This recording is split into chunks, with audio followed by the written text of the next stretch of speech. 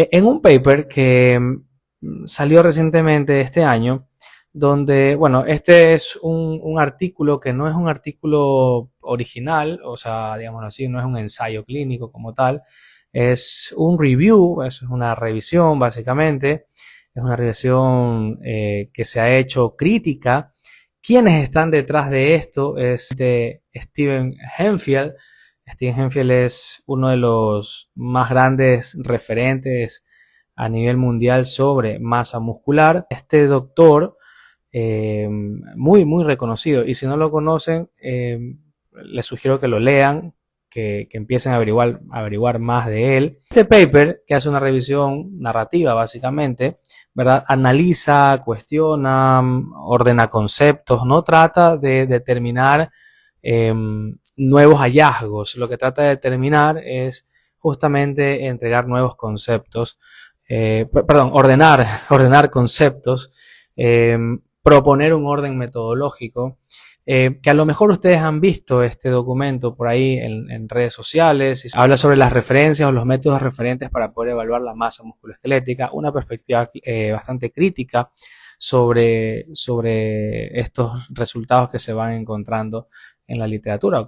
Tenemos que ir hacia fundamentos básicos en cuanto a qué significa o cómo definimos masa muscular, ¿no? Entonces, el músculo o el músculo esquelético es, digamos así, es un órgano metabólicamente activo. También podemos decir que es estructural, es funcional.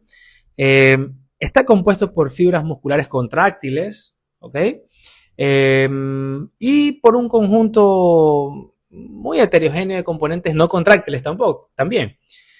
¿Cuáles son esos elementos o conjunto de componentes no contráctiles? Como por ejemplo agua, como por ejemplo tejido conectivo, como por ejemplo estructuras nerviosas e incluso lípidos que están dentro y entre las fibras musculares.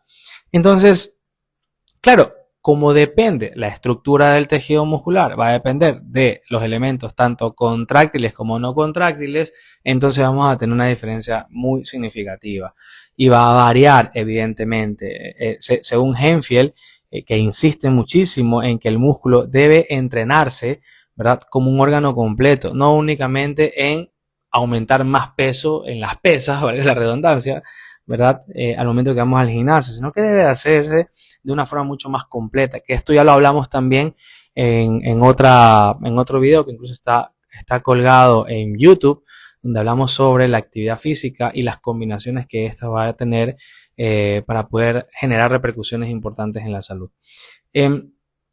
Carla Prado es que dice, bueno, también necesitamos tener un músculo dinámico y un músculo que tenga más cantidad de mitocondrias. Cuando yo voy a medir, va a depender con qué instrumento voy a medir, ¿verdad? Y qué es lo que necesito medir en cuanto a la masa musculoesquelética. Que si quiero medir masa musculoesquelética, si quiero medir masa magra, si quiero medir masa libre de grasa, hay que ver justamente los componentes.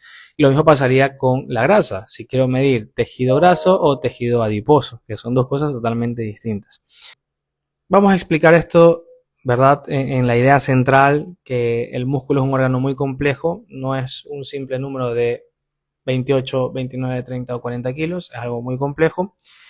Vamos a digerirlo esto a través de 3 capas que yo lo puedo discernir de esta forma, ¿no? Primero, nivel externo, el nivel de tejido y el nivel molecular. El nivel externo es el músculo que nosotros vemos, y para poder hacer una determinación mucho más concreta de cuánto es ese tejido muscular per se y directo y magro total, hay que hacer el trabajo que hizo Alan Martin. Cortaron los fiambres de 25 cadáveres para poder identificar y poder sacar a partir de ahí ciertas fórmulas de ajustes para poder evaluar la masa muscular. Segundo, nivel de tejido o el nivel de tejido u órgano.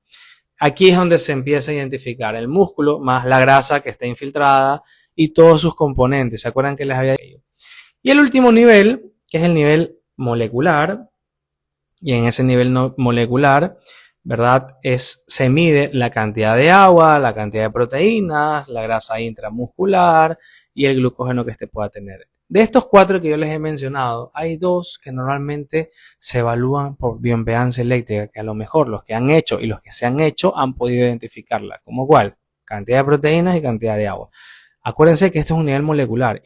Hay que aterrizar, evidentemente, esto, hay que saber los casos, casos de adultos mayores, deportistas, recomposición corporal, qué es lo que quiero hacer, básicamente con el paciente, el objetivo, cuál va a ser, pero sí es importante que se mantenga justamente un concepto muy técnico. Dicho esto, entonces, podemos determinar que no tenemos un gol estándar, es decir, que hay varias herramientas que nosotros vamos a tener a disposición para poder justamente hacer la evaluación que necesitamos a nivel de tejidos. Entonces, dependerá muchísimo de eso, ¿no? Muchísimas gracias, nos vemos, bye.